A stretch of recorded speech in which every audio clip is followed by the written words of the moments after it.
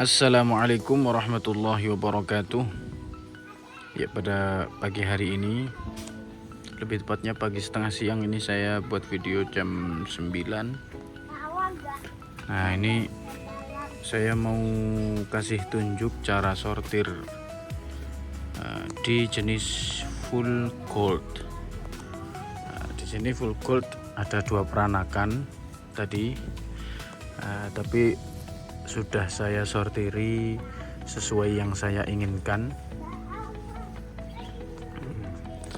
Ada yang juga masih belum sih, ini termasuk belum tuntas. Jadi sortirannya meliputi, ada hubungannya dengan cara pelihara, ada alasannya juga mengapa harus saya sortiri demikian. Pertama, saya pisahkan dulu antara yang ribbon sama yang enggak ribbon, seperti itu. Lalu kalau di saya per ribbonan itu jantan betinanya saya campur saja, tapi enggak pakai jantan normal ya. Nah, ini hanya soal cara pelihara saya saja di saya agar tidak membludak populasinya, karena kita ya sudah punya indukan sendiri untuk memperanakkan ikan ini, jadi nggak perlu anakannya kita biarkan hamil. Bisa saja kita biarkan hamil, cuma nantinya itu apa ya, kalau kita nggak benar-benar siapkan lahan atau wadah yang benar-benar banyak, ya kita malah nanti kewalahan dengan populasinya yang bakal membludak. Jadi biarkan jantan sama betina ribbon ini bersatu, dia nggak akan memijah, bisa dibilang. Jadi nggak masalah kita satukan. Jantan normalnya saja yang kita simpan atau kita rawat sendiri. Ini dengan catatan kalian harus peliharanya dengan hati-hati, atau memang benar-benar maintenance air dan lain-lain. Nah, ini jantan indukan, ini besar sendiri nih ini. Ini jantan indukan. Oh iya, untuk oren di ekor full gold itu biasanya memang akan suka muncul ketika usianya dia menua. Seperti itu teman-teman.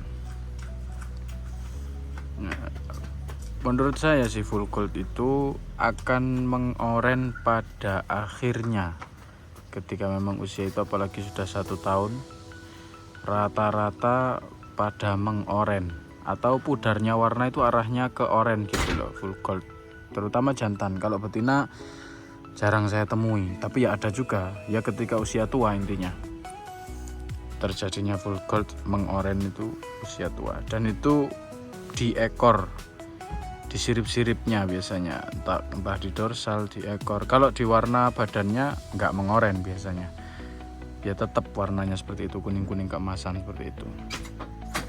Beda dengan ekor. Kalau ekor memang dia semakin tua semakin mengorange. Nah, ini tampakannya. Ini full gold ribbon. Ada yang usia 1 bulan lebih dikit, ada yang 2 bulan. Saya peliharanya seperti ini saja, biar mengefisiensi wadah. Karena saya pun sadar kalau lahan yang saya punya atau media yang saya punya itu terbatas. Jadi cara rawatannya seperti ini teman-teman. Jadi nantinya ini kan waktunya kuras juga. Jadi ketika saya kuras media yang diorder itu seperti ini teman-teman, sekalian sortir ikannya, sekalian diganti air baru.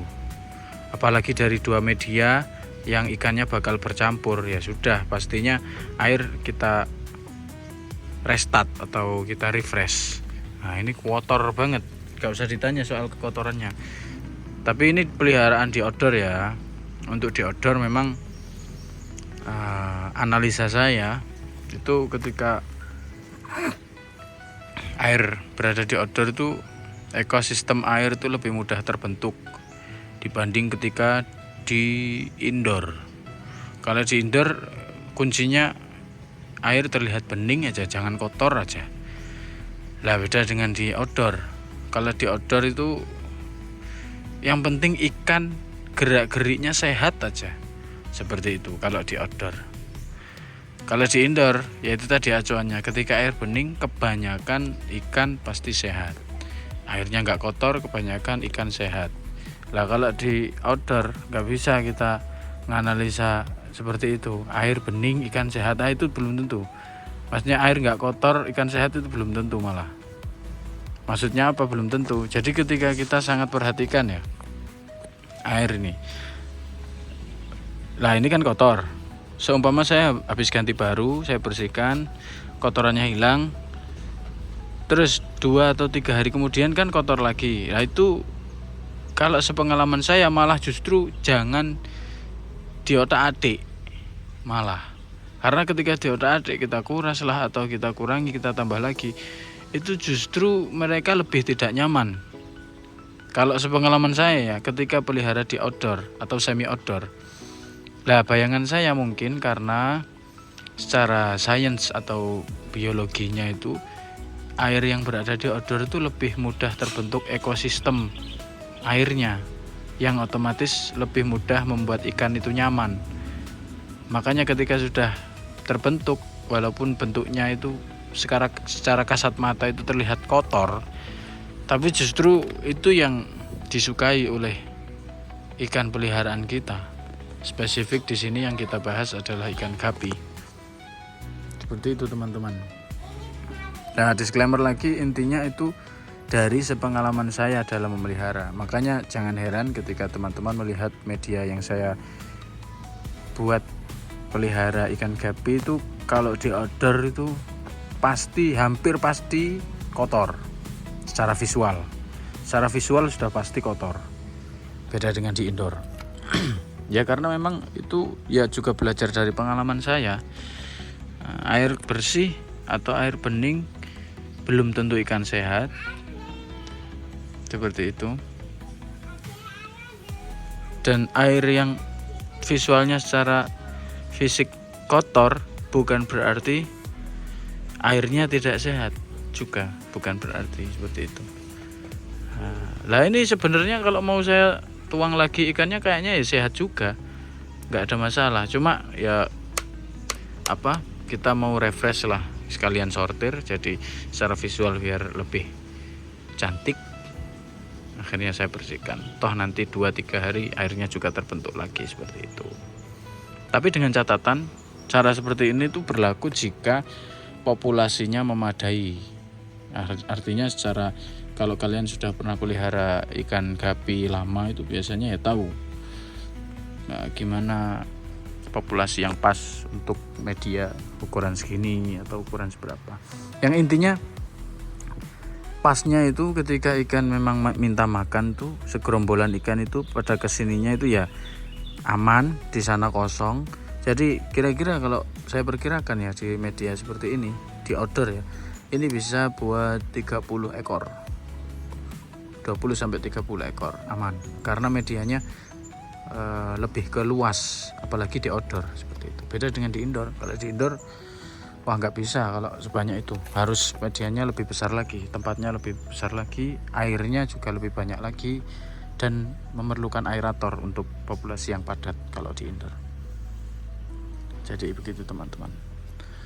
Nah ini saya tunjukkan lagi full court saya. Nah ini full court ribbon, atau teman-teman ada yang bilang full court slayer. Kenapa dibilang slayer? Karena kalau dilihat dari atas itu kelihatan slayernya. Nah seperti ini. Nah, jadi sirip kiri kanannya itu, sirip renang earnya itu seperti slayer, seperti ikan-ikan yang slayer gitu. Makanya kadang ada yang bilang full court slayer, ada yang bilang full court ribbon, tapi lebih familiar dibilang full court ribbon. Seperti itu teman-teman. Ya mungkin pembahasan kita pada kali ini cukup sampai di sini, kurang lebihnya saya mohon maaf. Wallahul muwaffiq ila aqwamit thoriq. Jangan lupa like, komen, dan subscribe. Barangkali ada kritik dan saran boleh didiskusikan di kolom komentar. Wassalamualaikum warahmatullahi wabarakatuh.